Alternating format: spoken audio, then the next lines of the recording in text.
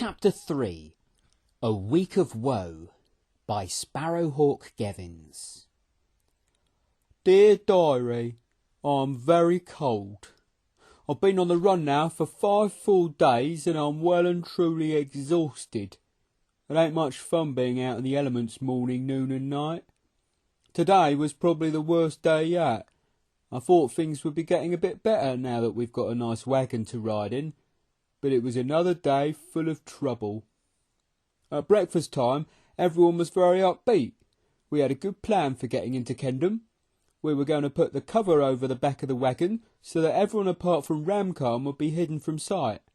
Ramkhan would sit up on the driving bench on his own, posing as a Grochukan soldier. He has a uniform, a helmet and some identity papers, so we thought it would be pretty easy getting past the city gate. We all climbed into the wagon and away we went. I lifted up the cover a bit so that I could see what was happening. It wasn't very long before we reached the great ravine at the edge of the forest, and there on the other side, looking very stunning and impressive, stood the ancient city of Kendom. All we had to do was cross over the bridge and we'd arrive at our destination. But there was a problem. "Excuse me, General, I am having what may seem a rather foolish question," Ramkhan said. "What is it, Ramkhan?" the General said. "Well, General, you are saying there is a bridge going across the ravine, are you not?" Ramkhan said. "Quite right, the ancient bridge of Ramula." "Well, General, where exactly is it?" The General sighed loudly and climbed out of the wagon. He walked over to Ramkhan and peered over towards the ravine.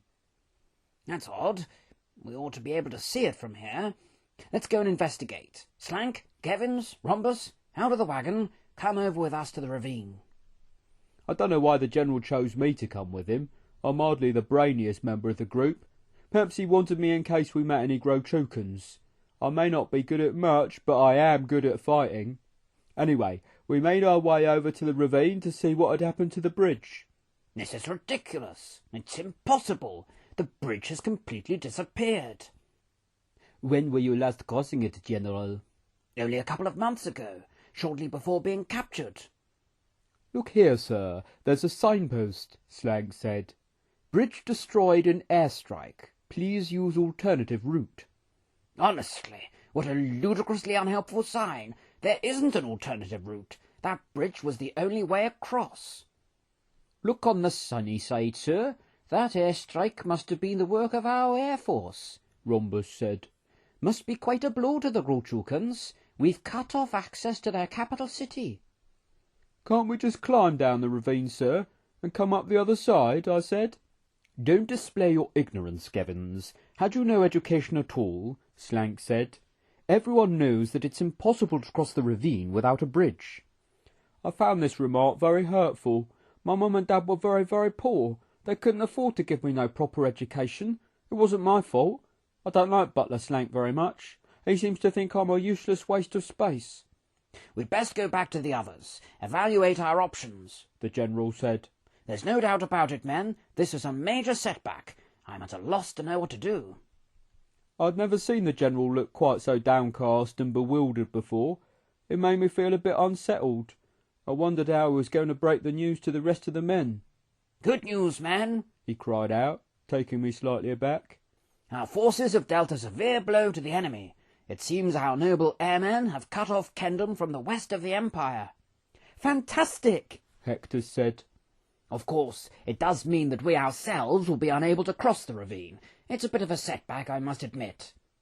"A bit of a setback? A bit of a setback?" Professor Jaggles said. "A complete and utter disaster, more like. You mean to say we can't get to Kendom? We can't stock up on provisions? We've come all this way for nothing? I knew it was madness taking this route." "Calm yourself down, Professor. The General had no way of anticipating this unfortunate impediment," Slank said. "Isn't that what a leader is supposed to do? Anticipate all eventualities?" "Can't anyone see the sunny side of all this? Think how difficult things must be for the Grochukans," Rhombus said. "Look at the big picture, my friends. This is a major victory. Kendom might well be captured before long. The war could be over." "Don't get carried away, Rhombus. It's only a bridge," MacFiber said. They'll soon build another one. Meanwhile, we're stranded here on the edge of the forest. Dangerous place to be stranded. There'll be regular patrols marching up and down this stretch of forest, Tando said. Soldiers galore. There'll be no place for us to hide. And no doubt the guards will be catching up with us soon, Ramkhan said. Will everyone stop being so gloomy? All right, we may be cut off from Kendom, but things could be far worse, Rhombus said. We've still got several options open, haven't we? We may not be able to go east any more, but there's still the north, the south, and the west. Don't you ever shut up, Rhombus. I'm getting worn and weary of your blind optimism, Captain Volko said. Do you have to put a cheery spin on absolutely everything? You could make the island of Cavnia sound like a paradise. You're driving me to insanity. I didn't like it when everyone started to argue like this. It made me feel a bit uncomfortable. I was very glad when Farmer Algovian tried to move things on a bit. I like Algovian. He's a sensible, friendly, down-to-earth sort of chap. It's all very well standing here moaning and complaining about our predicament, he said. But hadn't we better start thinking about what we're actually going to do now? What's the plan, sir? Good question. I'm afraid I'm not entirely sure yet. Any ideas, men? We'll have to go back, won't we? Back the way we've come and then start going south, the professor said. Of course, that's the way we should have gone to begin with. We've wasted 4.5 days. We can't go back. That's the daftest idea I've heard in all my days, Tando said. Do you want to get caught, Professor? We might as well march right back into Gruken-Golga and hand ourselves over. We can't go back, sir, not now we've come all this way. Is there no other way we can cross the ravine? Hectus asked. Do you realise how deep the ravine is, Mr. Hectus? Hundreds and hundreds of feet, dear boy, Slank said. Didn't you learn about it at school? It's a great untraversable crack that slices the entire empire in half. One cannot climb down it. Apart from the fact that one would require a rope 20 times longer than ours, there are toxic fumes at the bottom which have killed many a foolish climber. Well, what are we going to do then? Wait here until they build a new bridge? I asked. Don't be ridiculous, Gevvins. That could take weeks and weeks, the General said. Aren't there any other bridges, sir? Further up, I mean. Surely there can't just be one, Algothian said. Better consult your maps, Slank. I thought a true soldier should never rely on maps, sir. Don't start getting impertinent, Slank. Sarcasm doesn't become you. Get out the map, then. Get out the map. Let me see, Slank said, beginning to unfold the map. Yes, there does appear to be another bridge, sir. The Bridge of Broston. It's about 3 days' journey. Well, that's no good. Isn't there a nearer one? Tando asked. Not that I can see. There's another one to the south, but that's even further away. Well then, the Bridge of Broston would seem to be our best option, the General said. Are you jesting, General? Did you hear what Slank said? 3 days' journey? That's a frightfully long detour, the Professor said. Do you have a better suggestion, Professor? I don't see that we have any choice. But what are we going to do about provisions? Do we have enough to last us 3 more days? Weren't we rather relying on Kendom for extra supplies? Algovian said. There's still a few things in the wagon, Quilk said. And I can always be catching another Tolkien. Mind you, we've got another mouth to feed now. That woman's going to need rations as well, MacFiber said. Unless we starve her, Volko said. Enough of your savagery, Volko. We'll manage somehow, Algothian.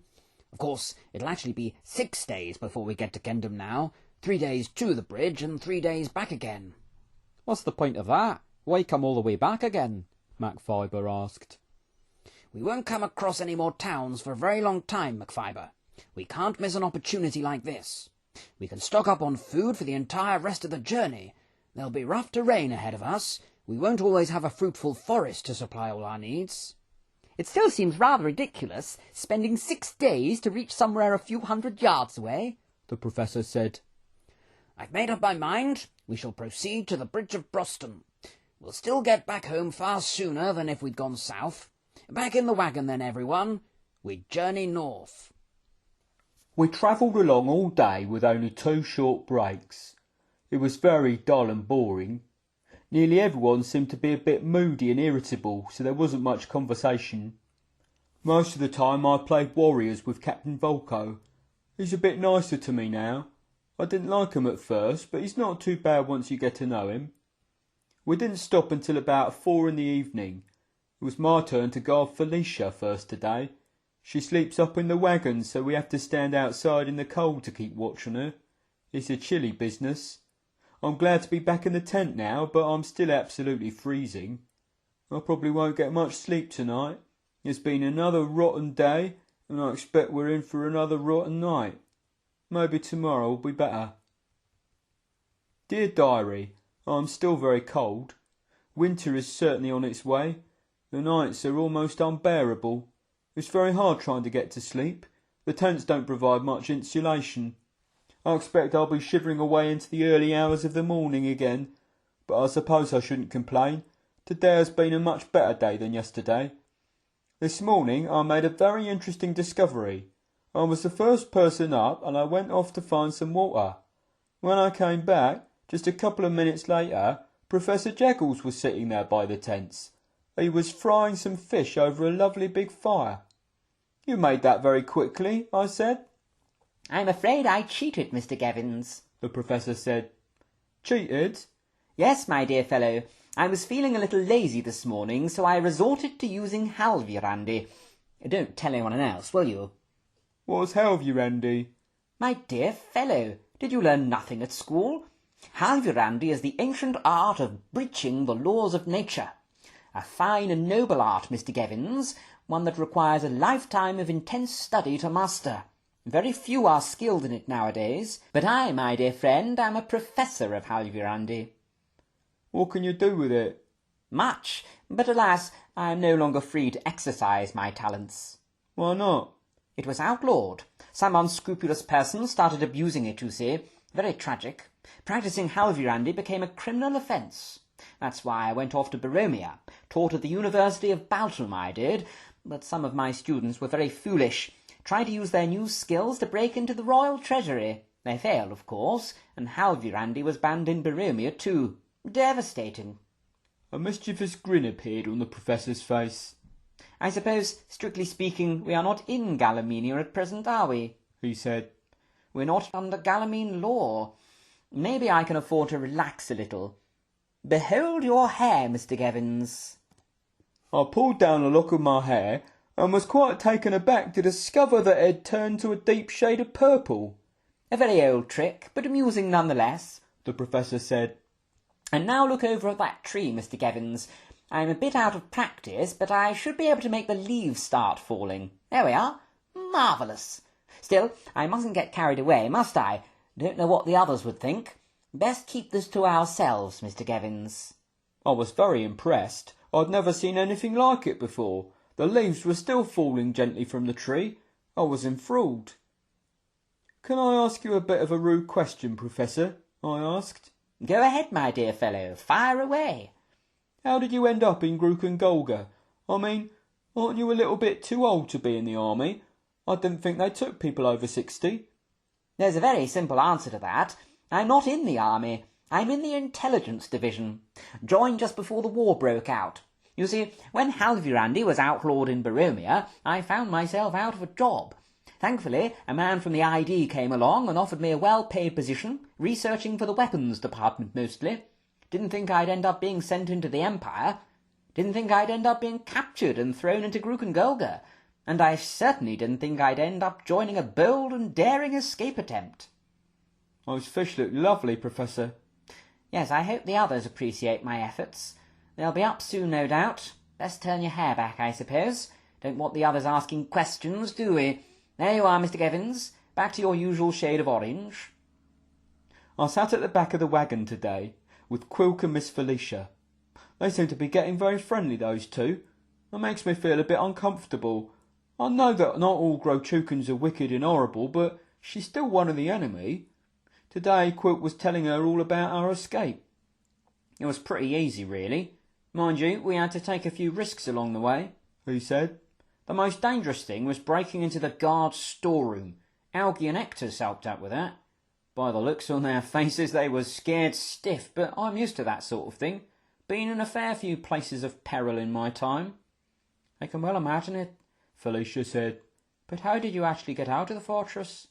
Down the drain. Not the most glamorous way out, but it did the trick. Of course, we needed keys, but that wasn't too difficult. Stole 'em from right under Vorkron's nose. I wish I could have seen his face when he heard we'd got out. Do you think you'll make it all the way back home? I'm quietly confident. Once we've got out of the Empire, it should be fairly straightforward. And what do you reckon the General will do with me? You'll be all right, Felicia. I'll make sure of that. You won't be treated cruelly. Maybe he'll let you go after Kendham. He won't let you go before then, of course. He's worried you'd alert the city to our imminent arrival. Once we're safely past Kendham, though, you won't be such a risk. I hope you're right. I think some of the men here would rather see me dead.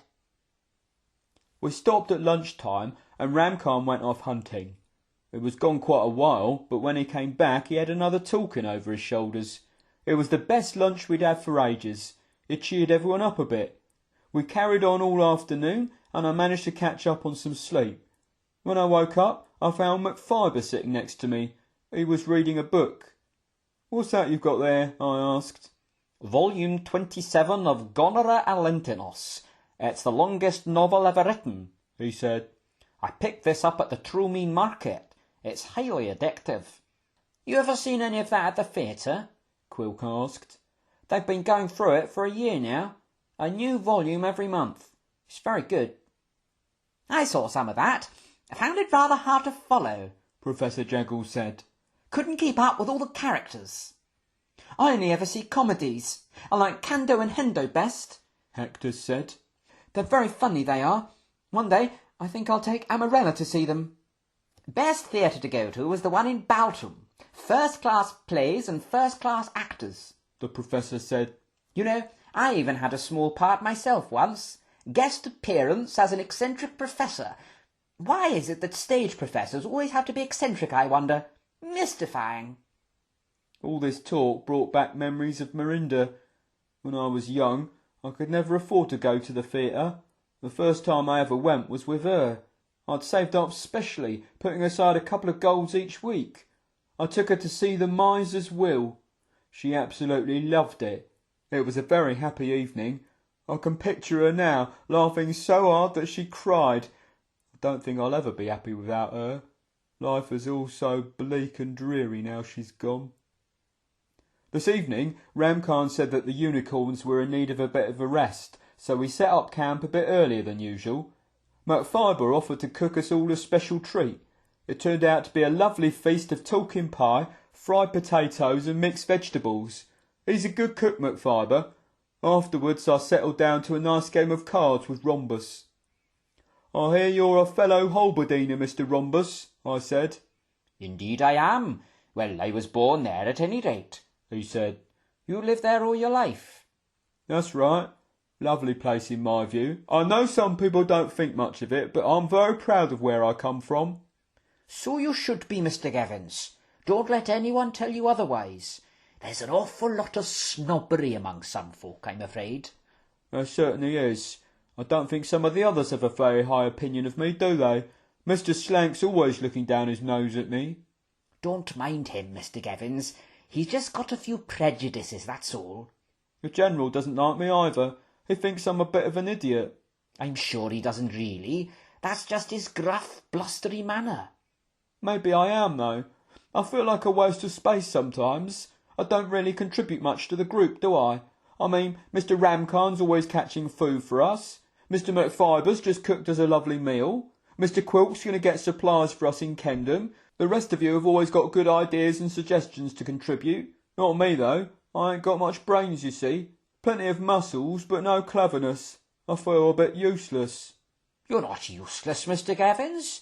You saved my life, remember, when the Grochukans were after us. Yeah, I suppose you're right.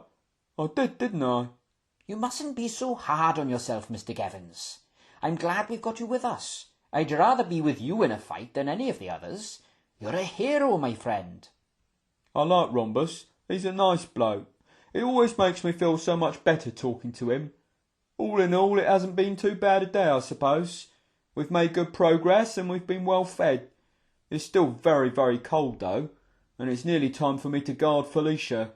I'd better not be late. I don't want to make Captain Volko cross. At least my shift isn't in the middle of the night. Hopefully I'll be able to get a decent night's sleep. Let's hope tomorrow is as good as today. Dear Diary, I am extremely cold. I can't remember being this cold for a very long time.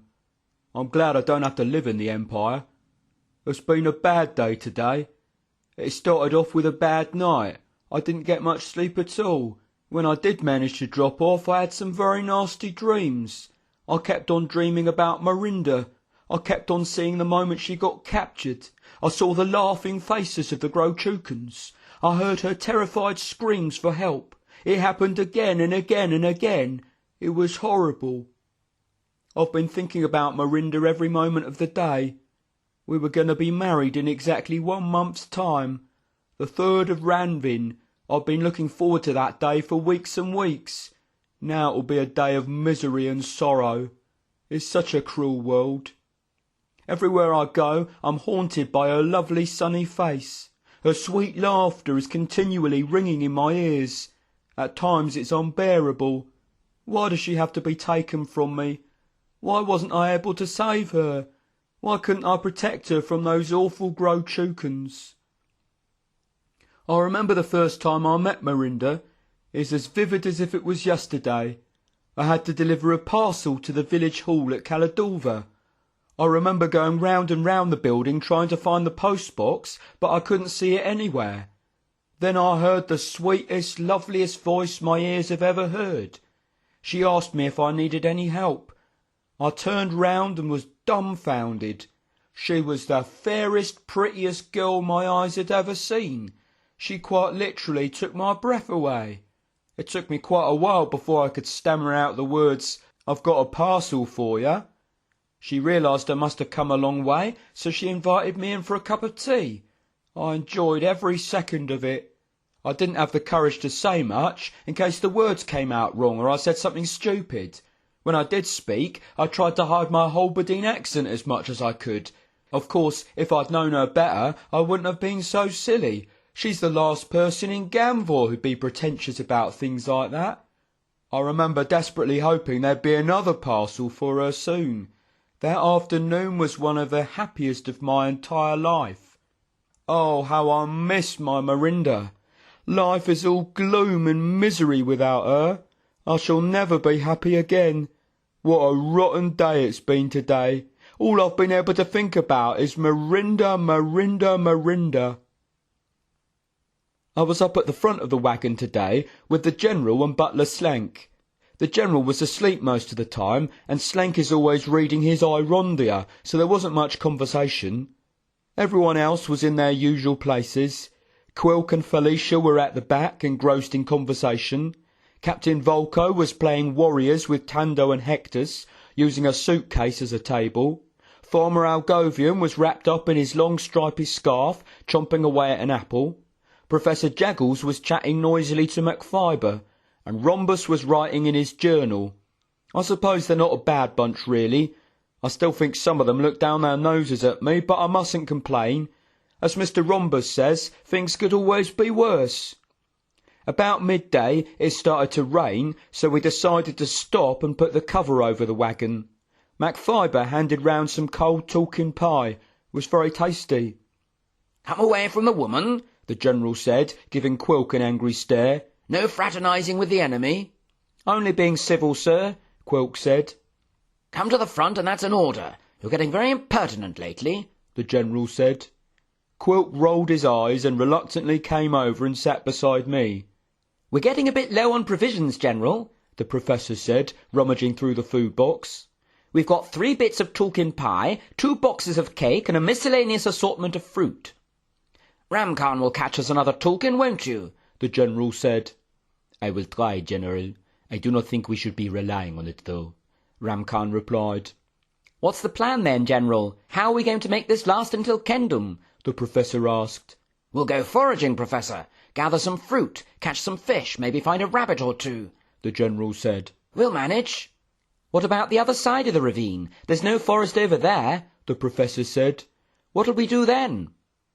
"He's got a point, sir. We'll need an awful lot of stuff to feed all 13 of us for 3 more days," MacFiber said. "Let's not start panicking. We've managed this far, haven't we?" the General said. We'll have to start being a bit more careful, that's all. Ration things wisely. No more snacking between meals. I think you're treating the matter rather too lightly, General. We've been frightfully extravagant the last few days, the Professor said. Feasting as though our supplies were unlimited. You need to start drawing up a definite plan of action. Don't start telling me what to do, Professor. I'm sick of the sound of your voice, the General said. You have to argue about everything, don't you? I've been in situations like this before, Professor. I know what I'm doing. I hate it when things get all tense like this. Why can't everyone just trust the General? He's got a lot of experience and he's done a good job of leading us so far. Shall we be carrying on, General? Ram Khan asked. Yes. Hopefully we'll reach the bridge by sundown, the General said. You're doing grand, Ram Khan. We're making very satisfying progress. As we journeyed on through the rainy afternoon, Butler Slank decided to give another one of his lectures to Quilk. I'm getting very concerned about your behaviour towards Miss Felicia, he said. Does the fact that she's a Grochukan mean nothing to you? I can forgive a woman an awful lot, Slanky boy, when she's as beautiful as Felicia, Quilk replied. Your attitude disgusts me, Slank said, shaking his head in disbelief. It's typical of today's generation. Shallow superficiality is the order of the day.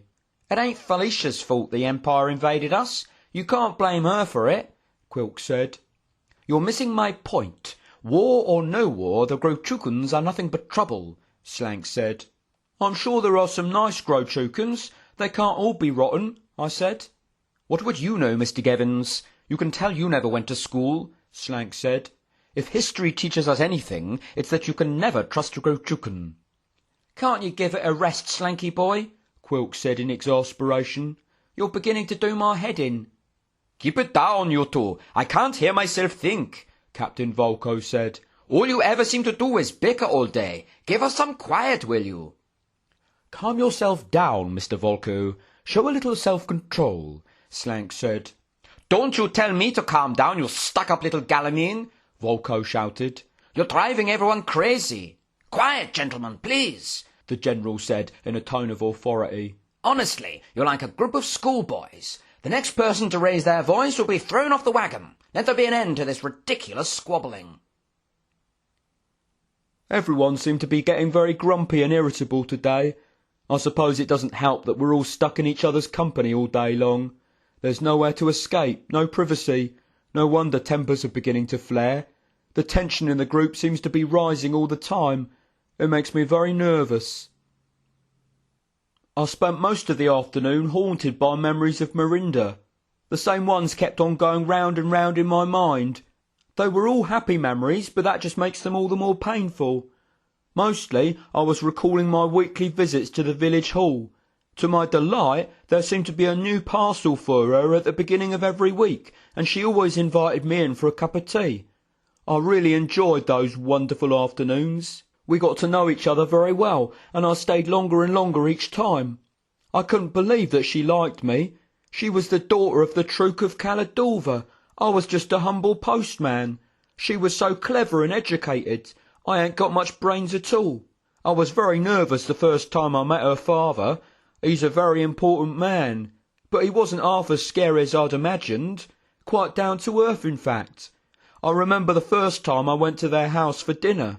I tried very hard to do everything the right way, but I got all my knives and forks muddled up. They didn't mind, though. They weren't all stuck up and pretentious like Mr. Slank. I started going there for dinner quite regularly. It was the highlight of my week. I used to love those long winter evenings by the fire. Her father used to tell us tales of his wartime adventures. He was one of the few to survive the Battle of Styris in the last war. I think he was quite a hero, but he was very modest about it. I grew to love her family very much. They were so friendly and welcoming. But I'll never forget the look of devastation on her father's face when I told him the dreadful news. It's such a cruel world. Why did I have to lose her? Dear Diary, I'm even colder than yesterday. To make matters worse, I'm ravenously hungry as well. We've been on very small rations today. Ramkhan still hasn't caught another talking, and we haven't had much success foraging. I'll give anything for a nice big steak and kidney pie. I can't wait till we get to Kendham. Maybe I'll write a list of things for Mr. Quilk to fetch. 2 more days and we should be there, I reckon. We crossed over the Bridge of Broston in the morning. We reached it shortly after breakfast. It was a very narrow, slightly wobbly bridge, so we were all a bit nervous passing over it. As I peered over the side of the wagon, I couldn't really see the bottom of the ravine, just a lot of smoky fumes rising into the air. It was such a relief to be safely over the other side and to see firm ground underneath us. Ramkhan turned the wagon southwards, and we raced along the well-beaten track to Kendham.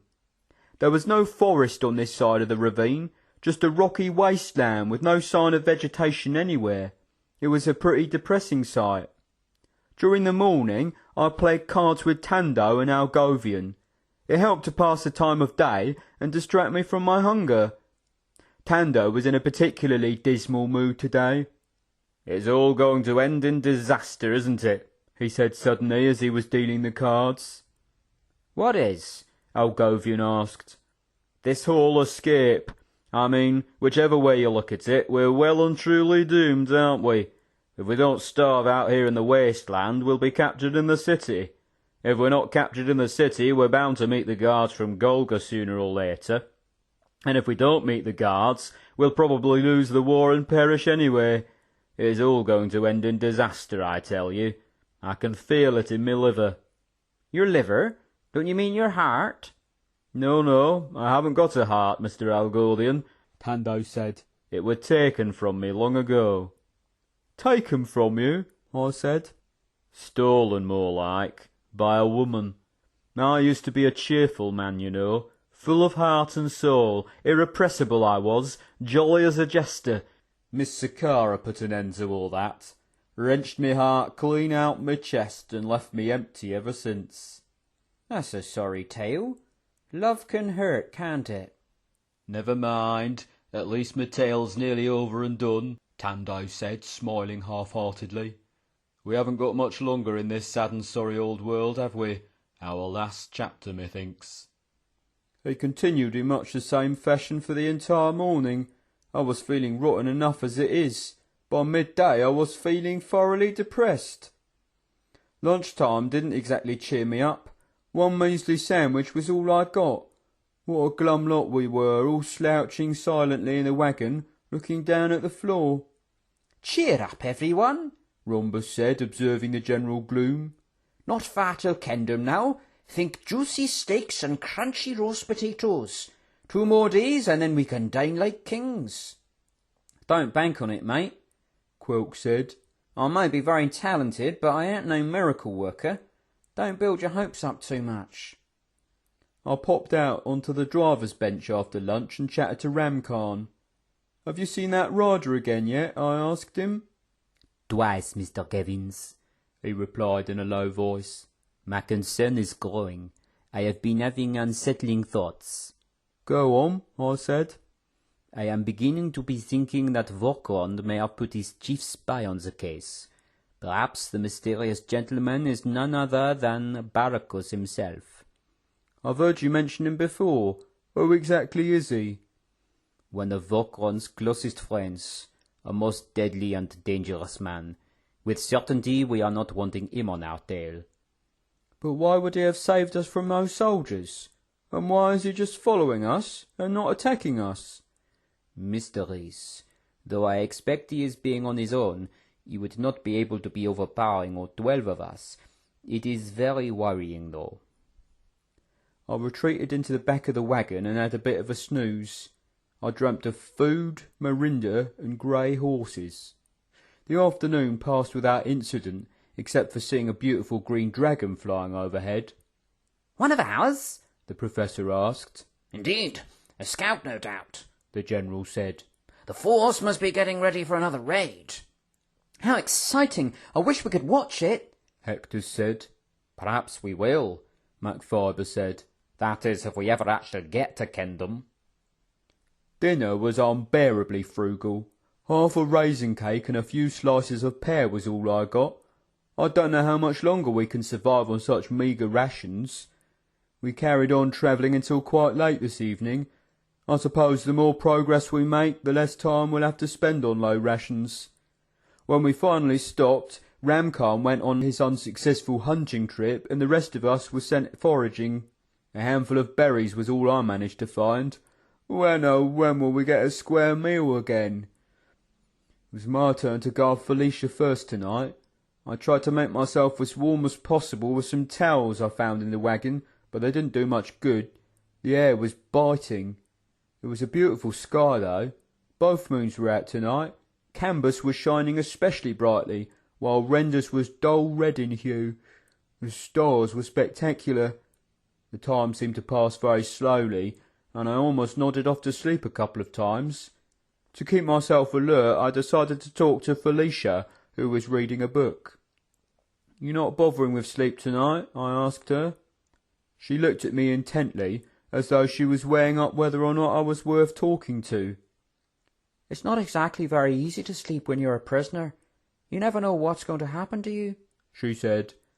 "We won't do you any harm, miss. You'll be all right," I said.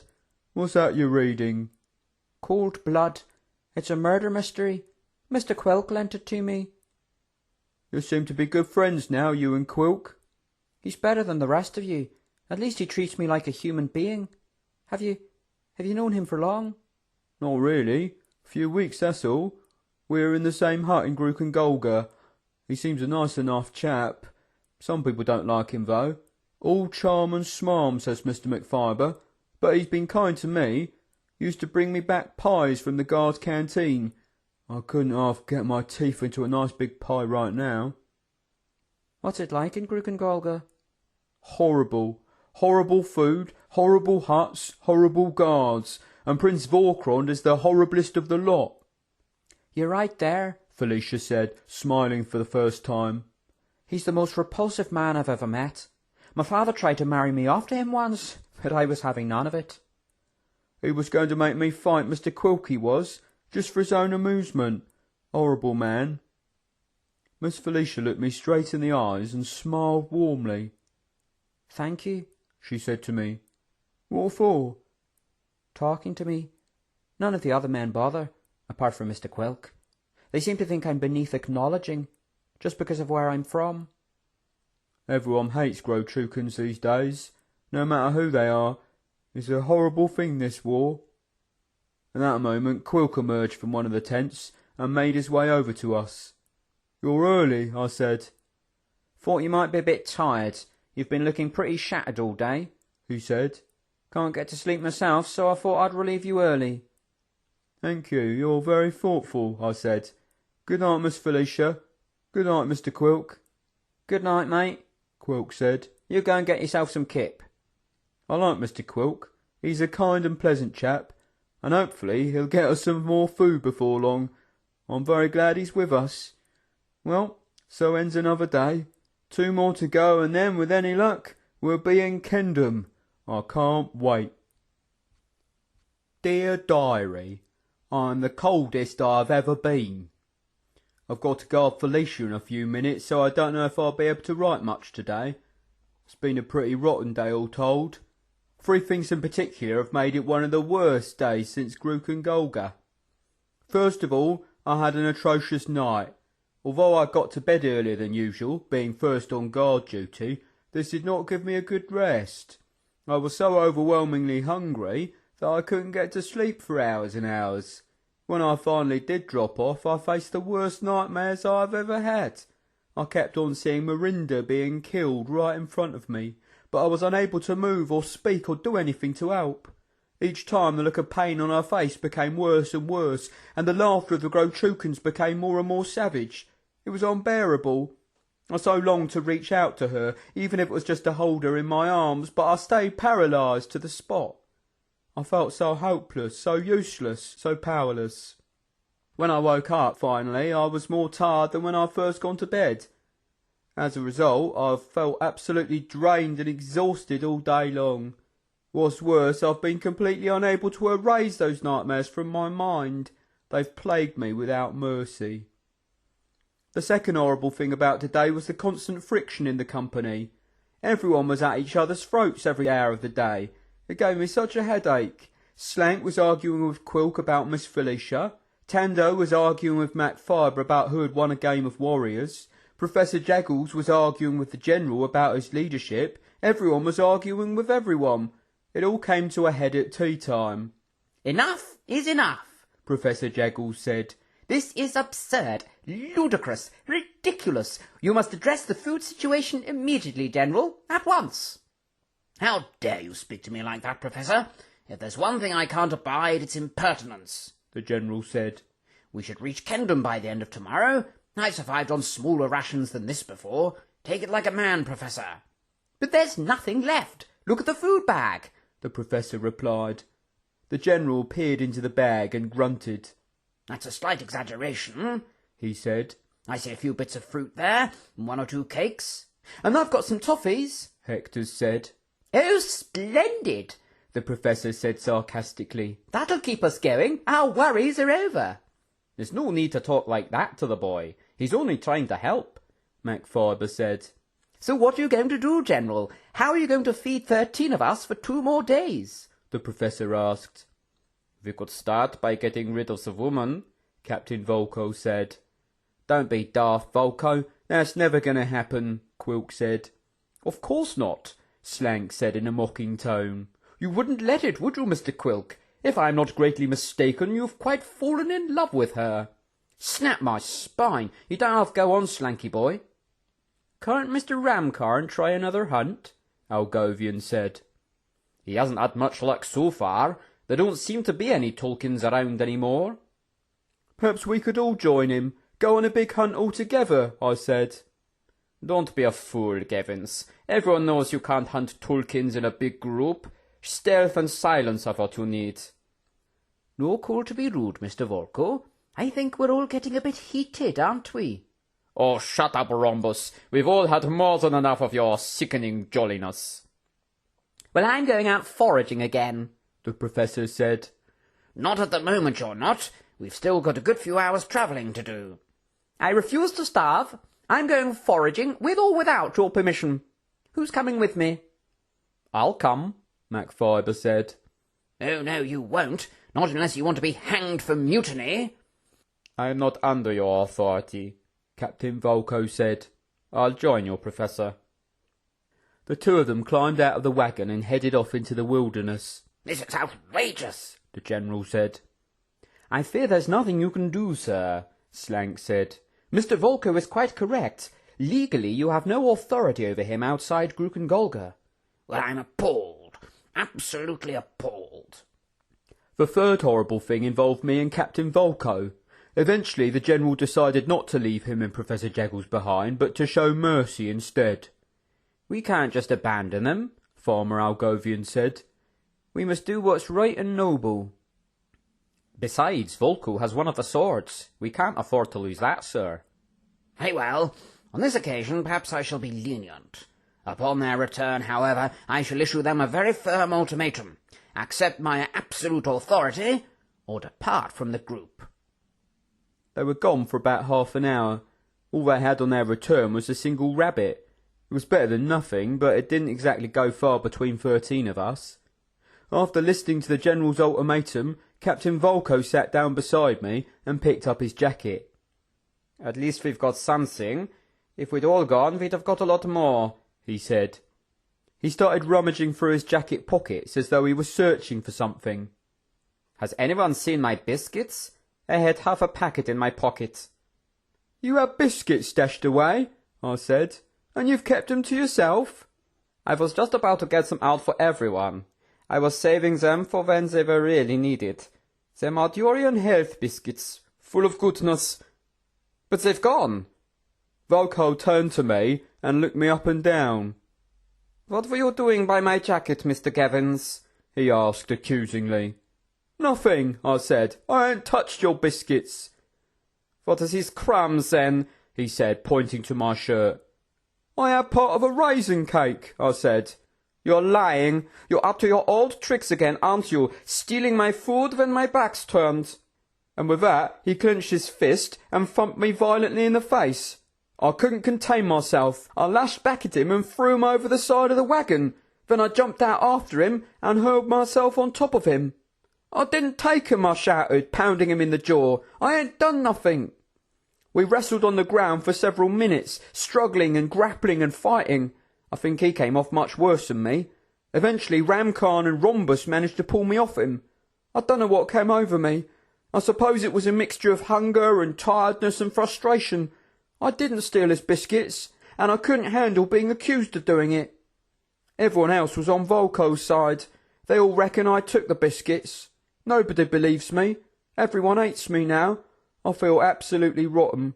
The only person who's spoken to me since is Mr. Rhombus.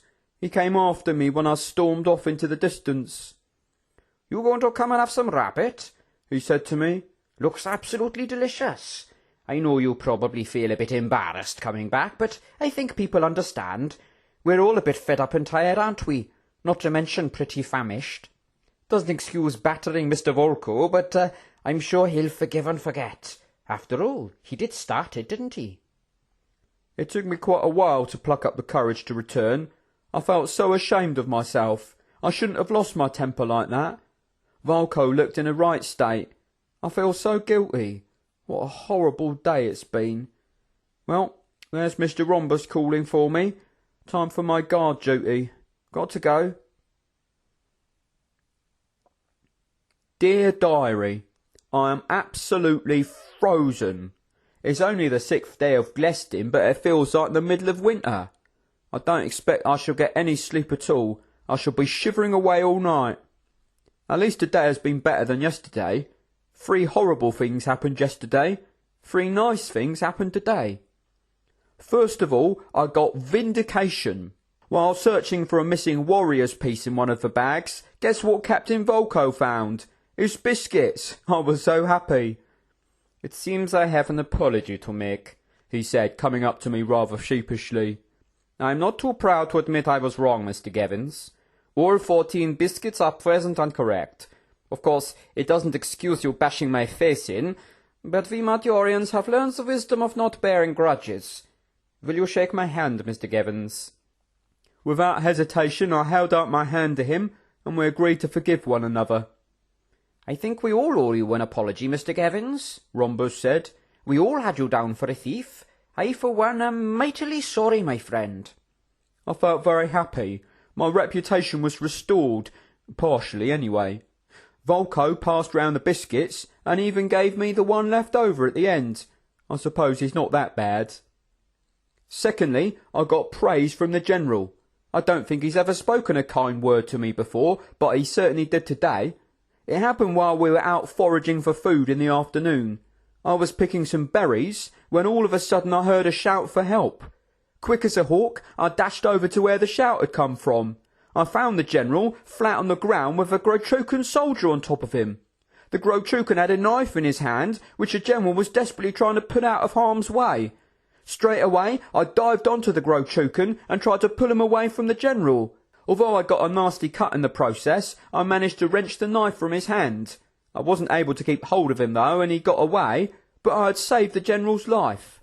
"You're a hero, Gevvins," he said to me. "I thought I was a goner. I cannot thank you enough. It seems we've all misjudged you, Gevvins. You're an asset to the team." I felt so proud. I've not been in the best of spirits lately, but those words lifted me greatly. It meant so much to me to feel valued and appreciated by the General. Thirdly, and best of all, I got some food. When he returned from foraging, Ramkhan reported that he had spied a Grochukan camp. A dozen enemy soldiers had pitched their tents behind a nearby hill. Ramkhan told us that they'd been cooking some meat over a fire, and they had a whole box of supplies with them. It was too good an opportunity to miss. "Marvellous!" Professor Jeggles exclaimed. "Tremendous! What a perfect opportunity!" "It's music to my ears. Food at last," Farmer Algovian said. "It isn't going to be easy. We're talking about fully armed, expertly trained frontline killing machines here," the General said. "We must be very careful how we go about this." "That's right. We don't want to end up with 12 angry Grochukans on our tail," Pando said. "We'll wait until nightfall. We shall raid their camp under cover of dark. I expect there'll be 1 or 2 of them on guard duty, of course. No doubt that soldier who attacked me came from this very group. He'll have reported our presence to the rest. This is going to be a very dangerous manoeuvre, man." It was decided that 8 of us would carry out the raid on the camp, while 4 would stay behind to guard the wagon. Much to Captain Volko's annoyance, Ramkhan was chosen to lead the raid. He assigned 4 of us to watch the perimeter and keep an eye on the sentry, and 4 to do the actual raiding. I was put in the raiding party, along with McFiber, Hectus and Ramkhan himself. He took us to the brow of the hill and told us to lie flat on the ground. The tension was almost unbearable as we waited there for what seemed like hours. "We must not be hasty. We must be choosing our moment carefully," Ramkhan said. "I am waiting for a signal from Mr. Quilk. We cannot strike until the sentry is facing away from us. I've an uneasy feeling about this. If anything goes wrong, we're dead," McFiber said. "Be not fearing. The camp is being poorly defended. They will not be expecting an attack so close to Kendum, and if the worst is coming to the worst, we will with ease be outrunning them in the wagon." "I can't wait to tell Amarella all about this when I get back," Hector said. "A nighttime raid on an enemy camp. How exciting. It's like one of my Uncle Glester's stories." "Don't be overconfident, boy. That's the first sure step to failure." "Have you ever done this sort of thing before, Mr. Ramkhan?" "Not much. Hunting animals is more my line. This is a all different game. I have learned a few things from my brother, though. He is doing this sort of thing all the time.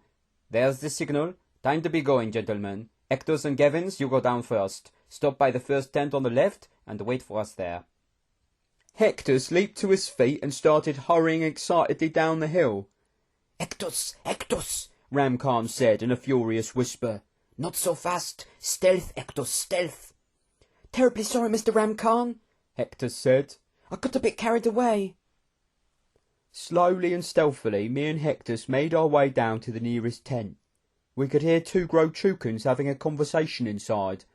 They were discussing politics and arguing about someone called Lord Svalda. I was sweating like an elephant.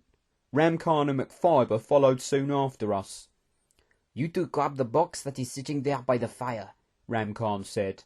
"It will be needing both of you to carry it. McFiber and I will be scouring the rest of the camp."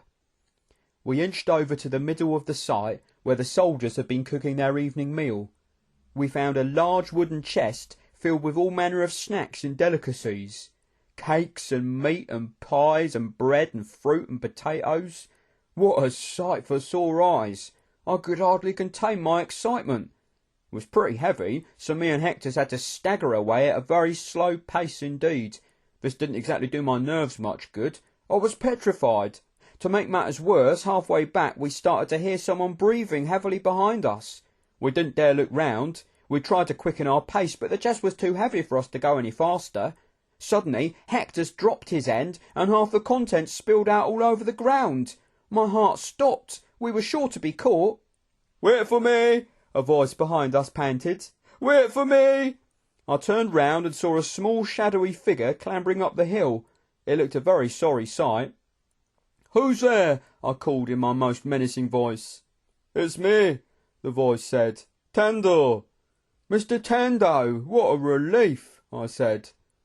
"Don't just stand there. Run, run, run. I've been seen." We wasted no time at all. We didn't bother picking up the things that had fallen out.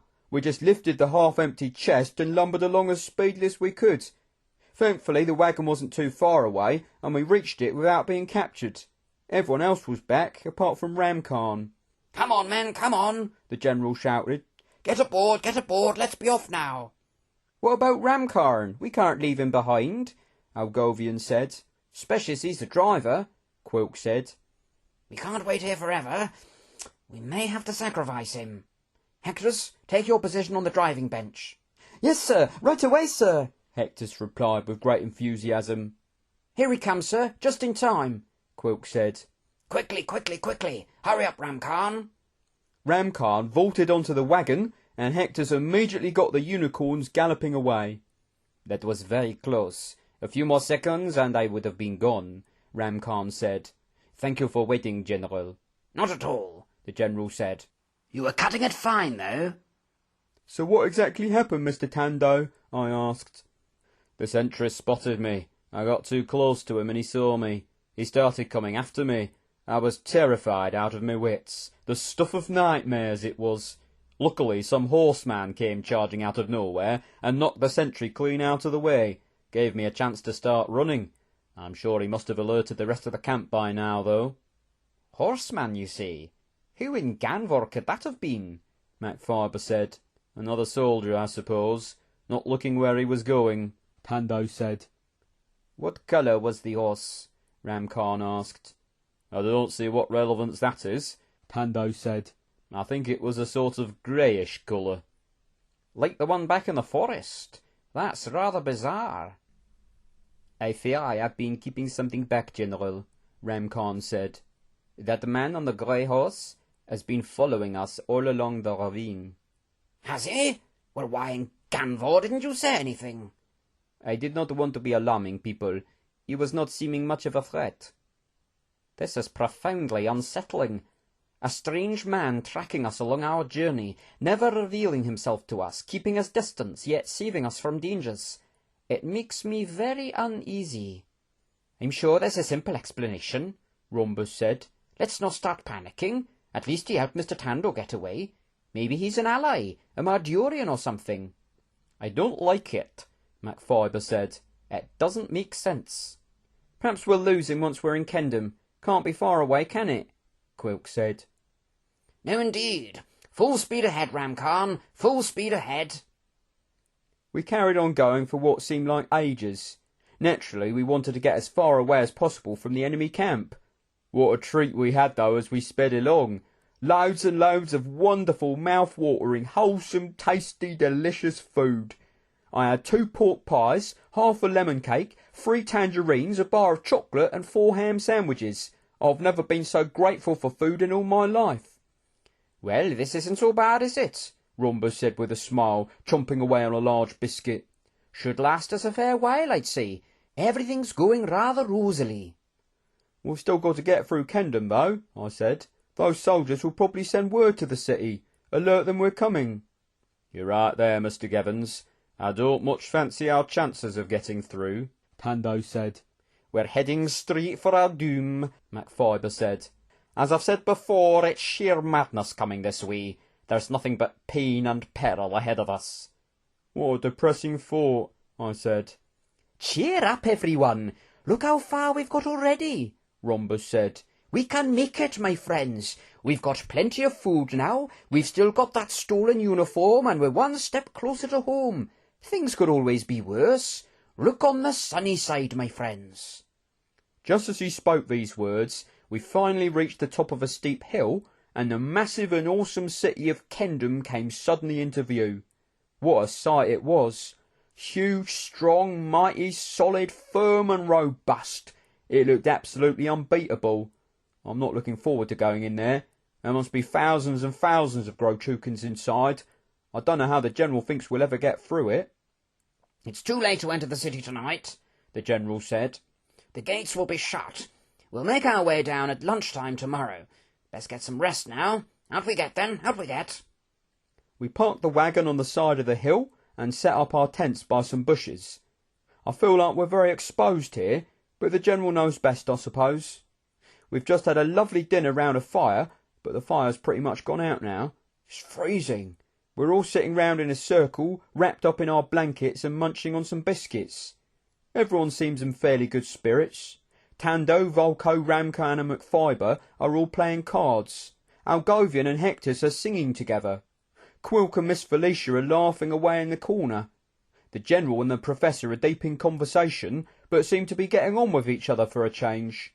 Butler Slank is reading his book, and Rhombus looks lost in faraway thoughts as he sits by a rock with his journal. I expect he's thinking about home. We're all missing it so dreadfully. All in all, it's been a pretty good day, though, today. The best day I've had for quite a while. I even played a few tunes on my pipe tonight. Better get some sleep now, I suppose. It's going to be a cold, cold night. Dear Diary, I am heartbroken, utterly devastated. Today has been horrible. I can't find the words to describe how rotten I feel. I am thoroughly miserable. It started badly with more nightmares about Marinda. Then came the news that Mr. Quilk had disappeared. He'd completely vanished along with Miss Felicia. It was pretty obvious what had happened. He'd helped her to escape. They'd run off together to Kendham. Maybe he was scared we'd end up hurting her. They did seem to be getting pretty friendly. It's still a bit of a shock, though. But something happened next that completely overshadowed all this. Something absolutely horrific. We were all gathered in a circle ready for breakfast. The General asked Rhombus, who'd been put in charge of provisions, to fetch the food from the wagon. Rhombus sprang to his feet and trotted over to get it, while the rest of us carried on chatting. Suddenly, the General jumped up and started pointing towards the wagon. It had started rolling down the hill. Obviously the brake hadn't been put on properly. Everybody jumped up and started chasing after the wagon, but it was too fast. It kept gathering more and more speed. There was no way we were going to catch it. "Jump, Rhombus, jump!" the General shouted. But there was no sign of him. He must have slipped on something and been knocked unconscious. We all watched helplessly as the wagon sped on towards the ravine. There was nothing we could do. We were completely powerless. There was no way to save poor Rhombus. I couldn't bear to look as the wagon hurtled over the edge. There's no way anyone could survive that fall. The ravine is hundreds of feet deep. I can't believe it. It's so utterly, utterly horrible. He seemed such a nice man, so kind and caring and happy. But now he's gone. Gone forever. Mr. Rhombus is dead.